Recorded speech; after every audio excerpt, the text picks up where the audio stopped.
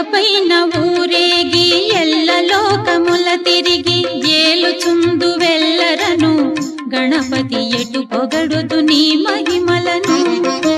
ఎలుకపైన ఊరేగి ఎల్ల లోకముల తిరిగి ఏలుచుందు వెల్లరను గణపతి ఎటు పొగడుదు నీ మహిమలను.